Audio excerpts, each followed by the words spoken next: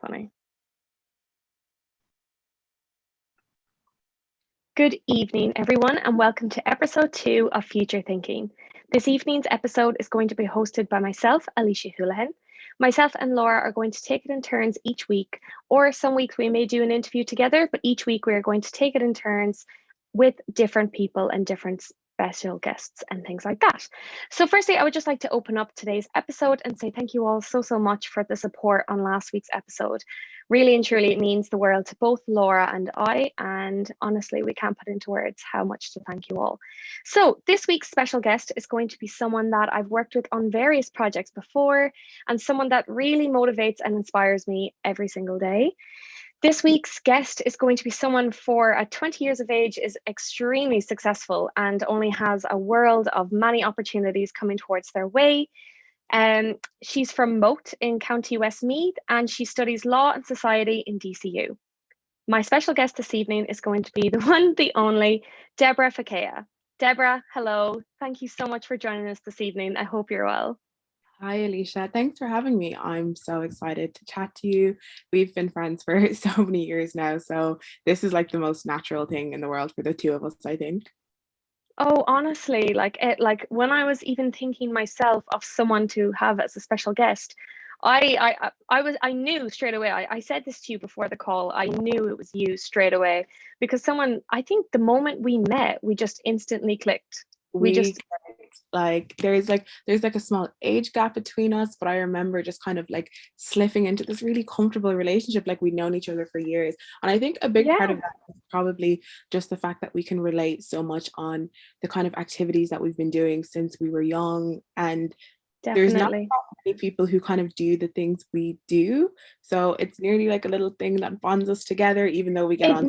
It bonds us together. It's amazing. So for those of you who do not know Deborah and I met it was 2 years ago now, probably, which feels crazy because it feels like it was like a lifetime ago.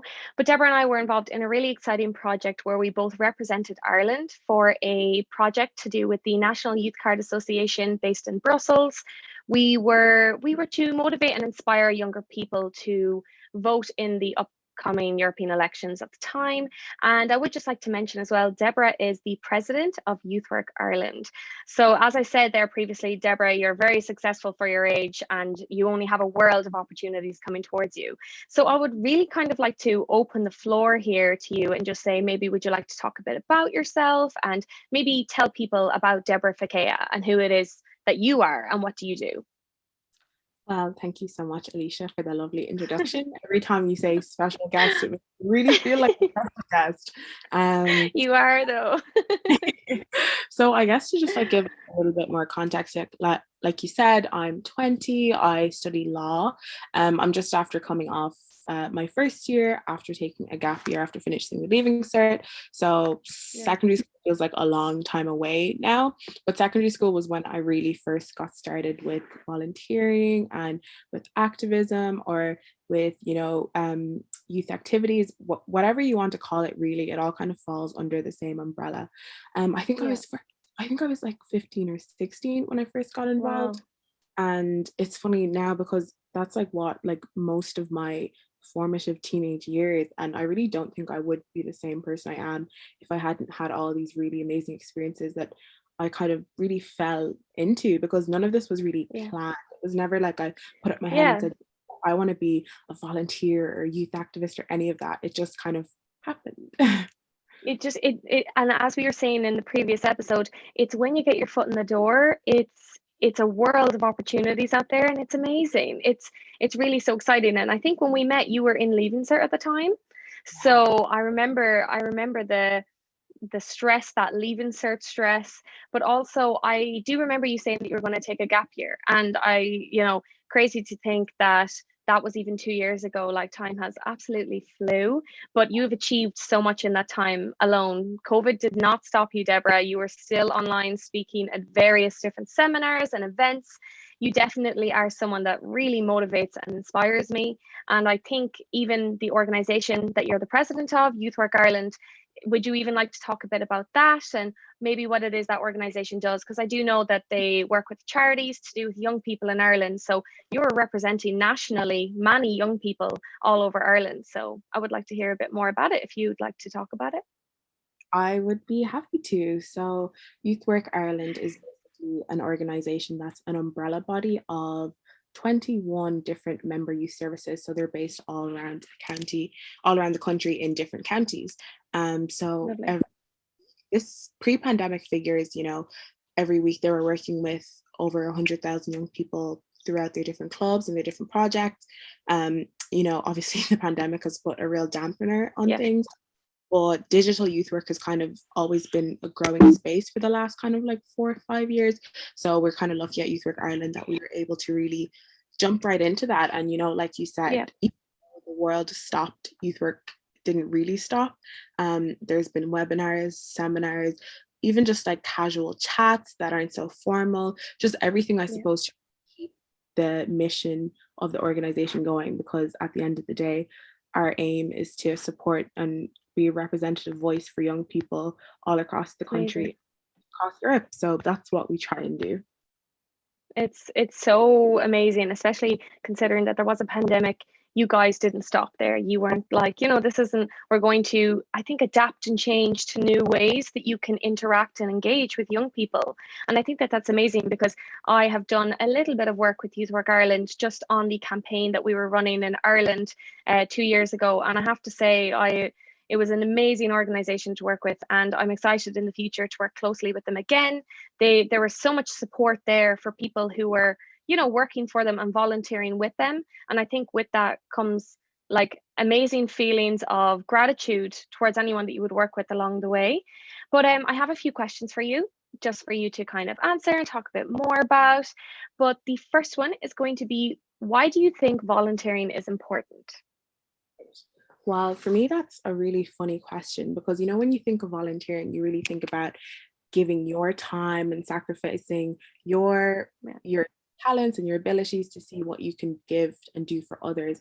But honestly, when I think about volunteering, even though I am giving my own time, I honestly get so much from it. Like I said, I Yeah. was 16 when I started, and it really has given me so many opportunities to really feel like not only am I developing my own skills and helping to kind of forge a path for myself, but just meeting so many incredible people along the way, and being able to feel like I'm a small, tiny part of their journey, and them feeling like that about me in return.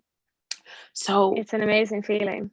it really is. And I think the real kind of crux of why volunteering is important at the end of the day is that it's just really important work that has to be done.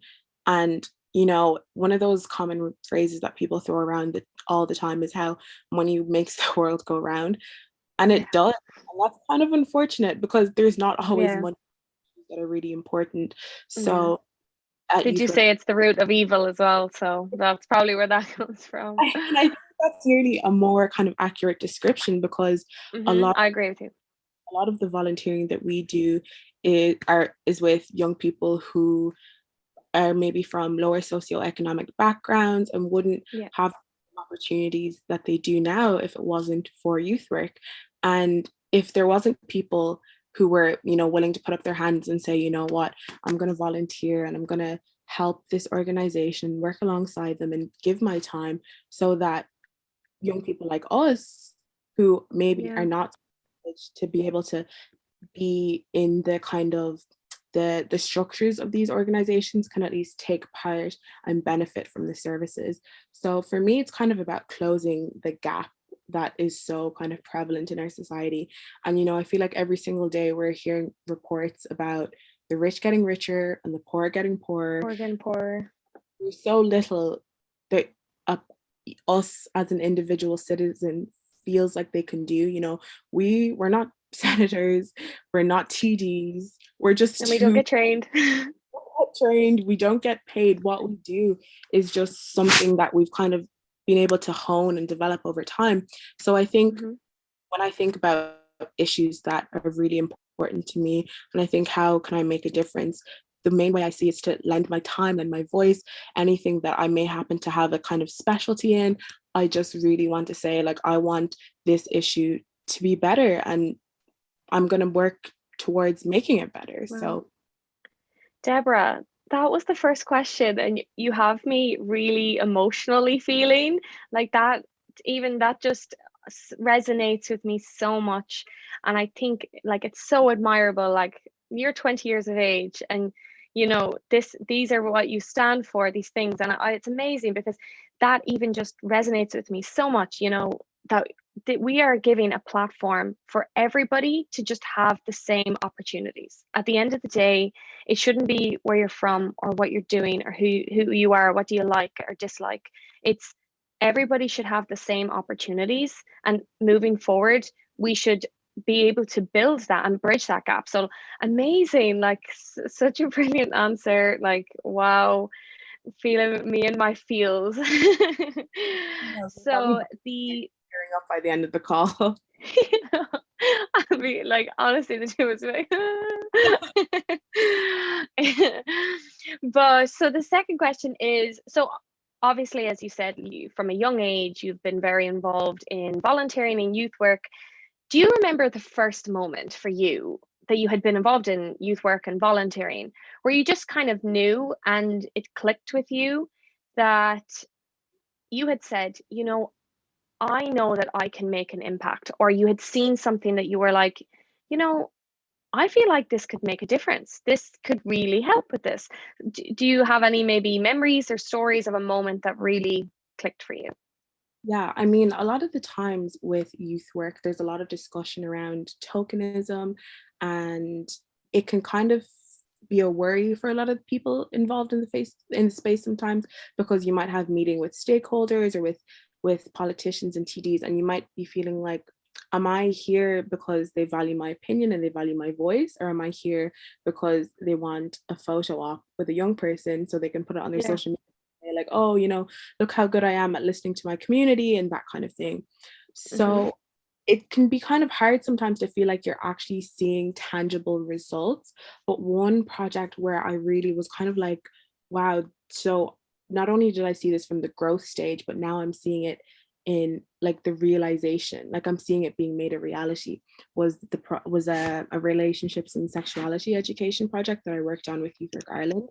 So every 2 years, Youth Work Ireland chooses a new top. Well, Youth Work Ireland doesn't choose the topic. Young people who are involved in the member youth services choose the topic through a consensus. Okay. So young people vote every 2 years at a conference, and they choose from topics to do with equality, climate change, homelessness. It could be pretty much anything. And one of the years where I started to get really heavily involved was a project to do with sex ed. So Okay. I remember at the beginning of getting involved, I kept thinking to myself, oh my God, like I'm like 17. I don't even feel comfortable saying the word sex in front of all these adults. This is so uncomfortable. What am I It's doing? so true though. It's like mega cringe, super ox, like kill me now. Because the sex ed we got in school as well was, no shade to our schools, but it It wasn't it was the bare minimum. it was the bare minimum. And that was kind of the real problem. So through the member youth services, there had been a lot of talk about how the sex ed curriculum hadn't changed nearly 20 or 30 years, and what was Wow. there really not fit for purpose. So Youth Work Ireland did a survey where they basically just gauged reactions from young people about the current curriculum, and like the results Right. were super shocking. I don't have them off head, but there were some like really scary stuff about, how X% of young people are getting all their sex ed from porn, and about how Wow. excluded young people felt because there was no Yeah. mention of type of relationship that they were in the curriculums. And at the same time that was all going on, there was a lot of talk about the Belfast rape trial, the Cork rape trial, consent. Yeah. All these buzzwords were really becoming super prevalent, and they just weren't They reflected were, yeah. at all. So Youth Work Ireland kind of embarked upon this campaign to reform RSE, so relationships and sexuality education, and to not just make it so kind of clinical and biological about, a sperm fertilizing an egg, but to make it kind Yeah, of like like a holistic, like to teach about positive, healthy relationships, and how to spot abusive relationships and what not to tolerate, and gaslighting and emotional manipulation, and all these things that are so important for young people. It's very relevant today, and I think that's really interesting because it makes it really, I don't know if the word is relatable, but it does make it so that younger people can understand it in a better sense, as you said, rather than so clinical and buzzwords that, like jargon that people don't understand. Exactly. And young people are growing up more quick than their predecessors ever were. We have social media, we have phones, we've got all the Yeah. information in the world right at the touch of a button. And young people are getting into relationships and they are having sex. And instead of being so kind of like overly conservative and like, averting your eyes and pretending it's not happening, why not just have like really productive, inclusive discussions and make sure that if they are getting into relationships and having sex, that they're doing so armed with, a nice amount of knowledge, right? And at least they know then going forward how to do it properly and how to be safe. Exactly. So after kind of a few months of campaigning, like there was a lot of different kind of strategies and levels to the campaign. So there was the survey, and then a report was published based on the results from that. And then there was some press. It's always great to get the media involved, because when the media are talking about something, then the government is listening. So yeah, that's wow. Yeah. So the most kind of like really special thing for me to see was that we had this idea, we took it, we ran with it. We knew it was going to be controversial because, oh my God, sex. Sex. But then after about 5-6 months of kind of campaigning continuously, the NCCA, I always trip that one up. It's the National Council for Curriculum and Assessment appointed Youth Work Ireland as a critical friend in their development of a new curriculum. So they were basically saying, we see you, we hear you, and you're right. The curriculum, and you're right. It's not fit for purpose. We're going to change it, and we want you to help us and to kind of be the guiding hand and for the young people that Youth Work Ireland work with to really have an input and a say in making their new curriculum. And so I kind of worked heavily on that project and trying to represent young people's voices as best as I could and represent my own voice. Yeah, so that was something that was really, really special for me. Wow. And but that's, and even that, that's something so huge, and it makes such an impact to so many people's lives, even you were saying the topic itself was it a taboo? But really, moving forward, this is how it should be, we should be more open-minded, and conversations about many topics should be had. And I think with that, the whole topic itself on speaking on subjects like that and moving forward in terms of all topics, it kind of helps me into my next question. And that is that you talk about issues nationally and internationally on a lot of topics that should be highlighted in today's society. And they can range from many things, from things that may be more lighthearted to things that are very serious in today's world. But could you give advice for someone who maybe asks their opinion on something and that they might not fully understand, or that they don't really know, to be honest, the answer? I think there's a lot of misinformation online and on social media.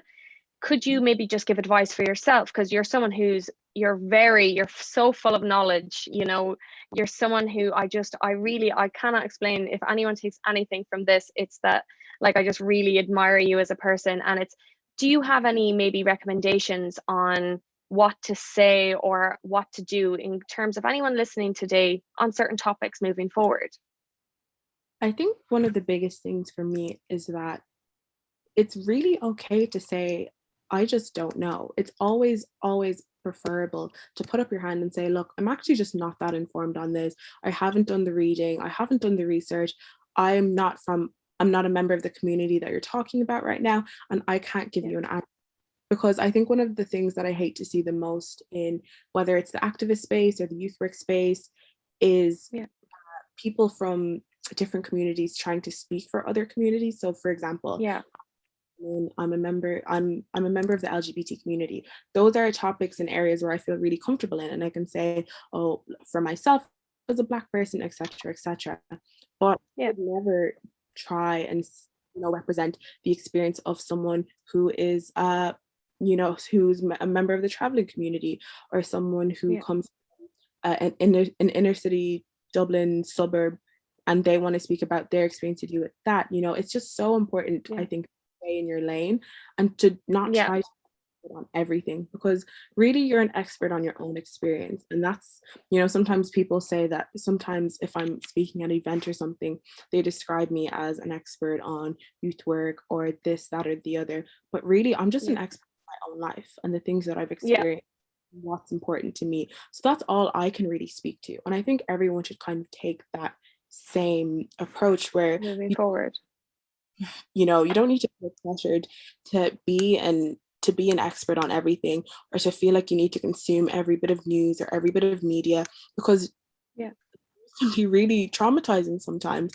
So if you stick to your own lane and stick to what you know and stick to what you're good at, you won't really have to worry about any negative consequences. Well, there might be some negative consequences to worry about, Yeah, but at of course, because there's always going to be that in today's world. But you can just be kind of comfortable in the knowledge that you're not talking over anyone and you're not spreading any misinformation, because like you said, there is a lot out there, because with people trying to raise awareness, wires will always get crossed, and that's unfortunate. definitely. And I think when people don't hold up the hands to just say, I think it, like, as you said, more beneficial to just say, look, I'm not very informed on the topic.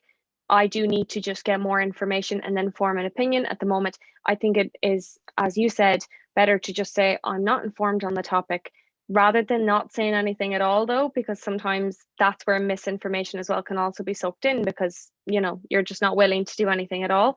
So really good answer, really, really logical answer. But, and as I said in today, there's so much information so spread across online that can be kind of hard, to find that answer sometimes. So brilliant answer.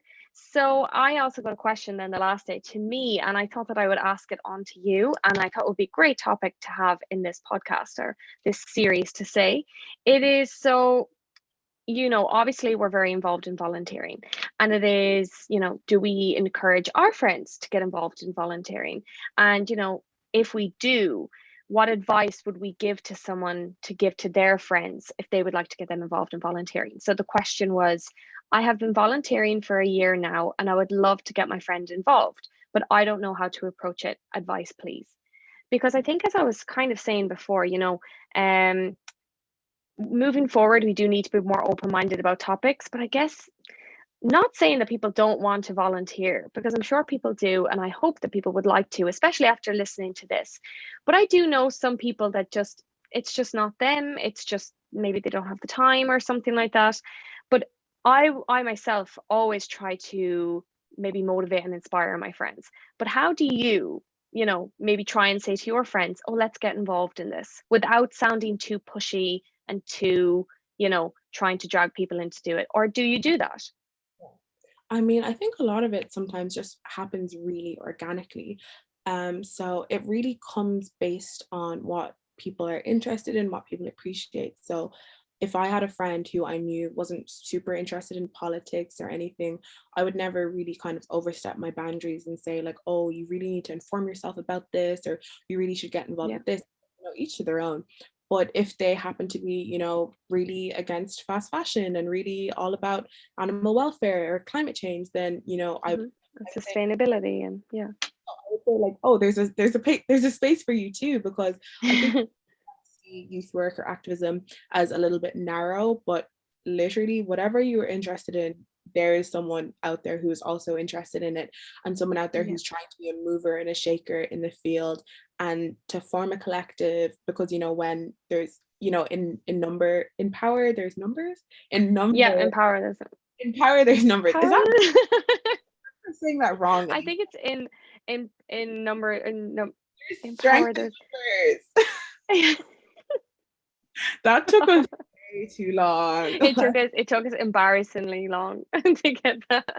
After this, we'll be like, oh my gosh, I cannot believe we just did that. And we got there. Yeah, But so this is it. there's never any kind of issue that's singular. Even if you think, oh, I'm pretty sure I'm the only person in the world who cares about this, you're really not.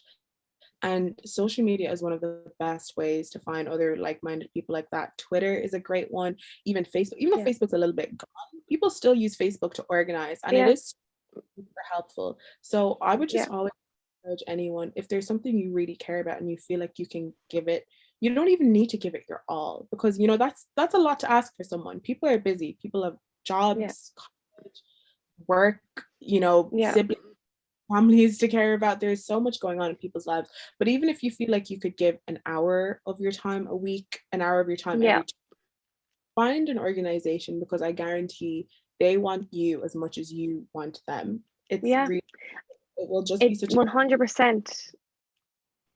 And I think we were saying, in the last episode that a lot of the times, all of the time, the organization will do everything in their power to get you set up and organized. So I love that you had mentioned that there's so many platforms out there that you can find someone who has the same interest as you. It's just find something that you're interested in, and there will be an organization or a charity that stands for it. It could be something, as I said, really lighthearted, like it could be sport, it could be a local GAA club. Not saying that that's smaller, but as in, it could also be on the flip side, it could be a topic that is something a lot more serious and stands for something with more issues. Yeah. So yeah, definitely, like, I love that answer as well. I completely agree. It's find something you're interested in, and there's going to be something on Facebook, on social media, on emails, text messages. Your aunt probably knows their cousin, like Ireland is a very small country, so connected. In some way or another, you'll find the connection to them. It's not what you know, it's who you know, Deborah. But so my final question for you is, you, like myself, you're a very busy lady. So both of us very much agree that putting yourself first is a priority, and it is something that we would like to really highlight in this series, and explain that volunteering is important, but at the end of the day, you do need to put yourself first. So what are some of your favorite things to do when you're winding down? So what's your favorite way to chill out? I love that you asked me that, because it's such an important question, especially, It's such an important question. we're dealing with really heavy topics in your volunteering, So I've worked on, things to do with racism, homelessness, that stuff we talked about. All of that, it can be quite heavy, quite taxing, quite draining. When I step away from that, I want the most garbage, mindless thing I can find. And for me, like, my escape reality TV, I just love it. Like, sometimes I feel a bit like, not embarrassed, but a lot of people say like, oh, I like to bake, or I like to paint, or I like to read, draw. And even though I like doing all those things, I'm really and I like bake. Well, the gyms when they were open. Yeah. This is true. But at the end of the day, I really like to just shut off and to just watch housewives argue all day.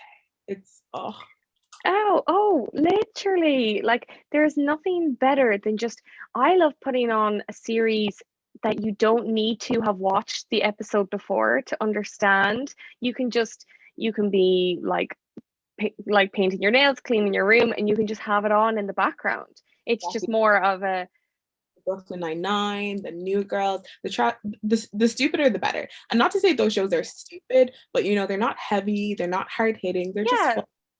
Exactly, because as we said, the topics that we're dealing with are they can be quite heavy. Now, they can be very lighthearted as well, but sometimes it can be like more serious when you're working in an organization with young people who come from all different stages of life. So it is very important to look after yourself and make sure that you're the number one priority. But is there anything, so to finish off this series or this episode, and I really enjoyed this chat with you, I absolutely loved it. It is, if there is any message that you would like to portray to anyone out there, what is that message? Is there anything that have you ever heard anything before that you're kind of like, I feel like, just even in terms of, it could be in terms of, positive mental health, like putting yourself first, or is it just, something that you saw this week that you were like, you know what, like, I feel like that's something I would like someone else to know? One of my favorite phrases that I hear a lot of the time in youth work is nothing about us without us.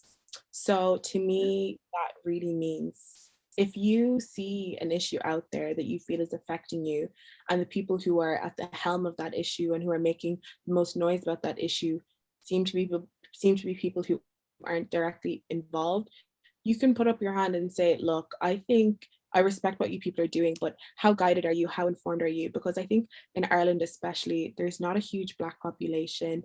Hmm. With everything that we've seen in the media in the last year or so, with the murder of George and Kencho here, with the murder of George Floyd in America, a lot of groups have been popping up right, left, and center, anti-racism groups, and that's really positive. That's great to see. But at Yeah, the end of the day, they need to remember who they're representing.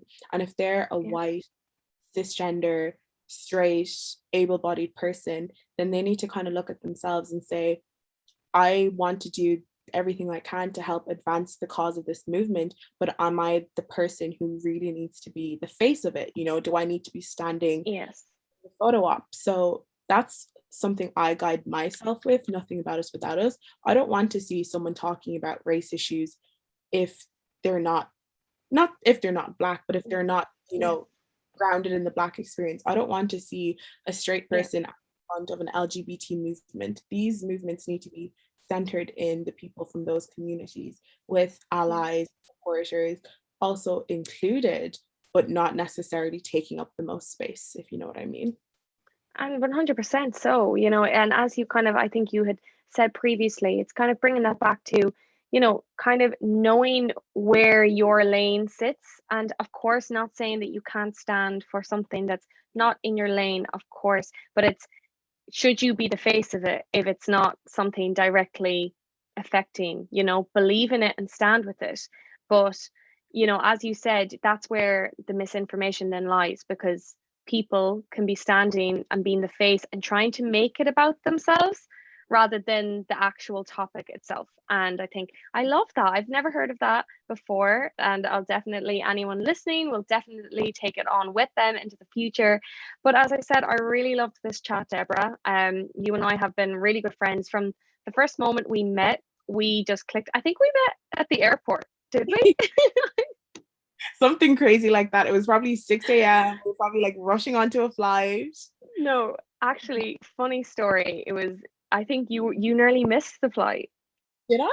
I remember we were like just about to get on the flight and you came like around the corner and we were like, hi. And I was like, you're the other Irish representative. And you were like, yes, who are you? The new person. We're like, cool. Oh, why do I have no memory of this? I was probably on such high adrenaline that it completely slipped my I mind. I actually think, I don't know why, I actually think you were getting off another flight from something. I don't know why. I feel like I I I feel like I I just remember. feel like that Yeah. is that, yeah. And like, but that was the first time we met. We instantly clicked.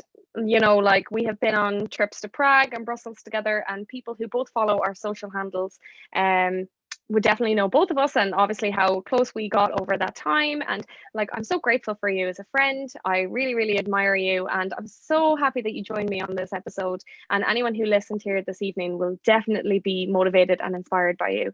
But yeah, so that's everything, Deborah. Thank you so much for joining me this evening.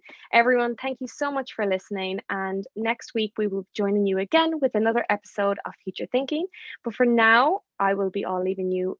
And thank you, everyone, for listening. And yeah, thank you so much. And